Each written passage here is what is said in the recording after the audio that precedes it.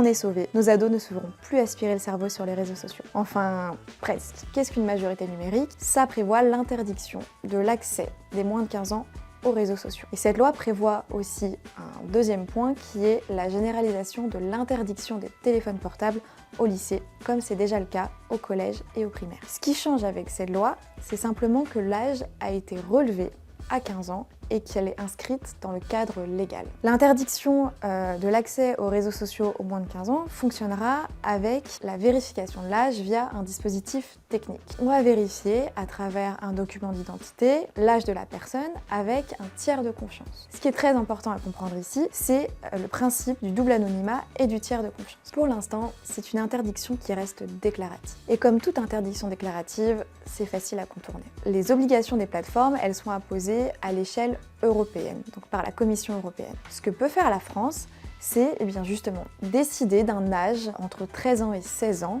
d'interdiction des réseaux sociaux. Mais elle n'impose pas aux plateformes d'obligations en plus. La logique, c'est qu'un État membre, donc la France, peut imposer un âge d'interdiction à ses ressortissants, mais elle ne peut pas imposer d'obligation aux plateformes. Cette proposition de loi, elle est très symbolique, mais elle a le mérite d'ouvrir la voie à tous les autres pays pour imposer un âge d'interdiction d'accès aux réseaux sociaux. En revanche, les obligations qui vont peser sur les plateformes et donc le respect de cette loi va principalement passer par la Commission européenne qui, elle seule, peut imposer des sanctions aux plateformes pour non-respect de leurs obligations. Alors vérifier l'âge, ça paraît simple, mais en réalité, c'est très complexe. On a plus d'obligations, plus de complexité aussi quand on s'adresse à un mineur. Et l'Union européenne impose des dispositifs techniques de vérification de l'âge qui sont à la fois stricts et qui sont respectueux des données personnelles des utilisateurs. Ces dispositifs doivent être intégrés aux plateformes, doivent être proportionnés et surtout respectueux des données personnelles des utilisateurs. L'Union européenne mène des tests dans 5 pays pour tester une application européenne qui permettrait,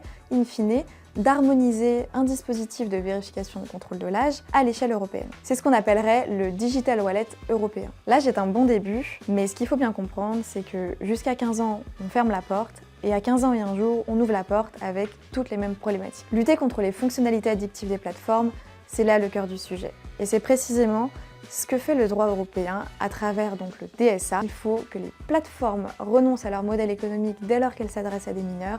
Et ce qui est aussi essentiel, c'est de renforcer les leviers éducatifs et de prévention pour mieux outiller les parents, mieux sensibiliser les professionnels et accompagner les enfants pour qu'ils deviennent des citoyens numériques responsables.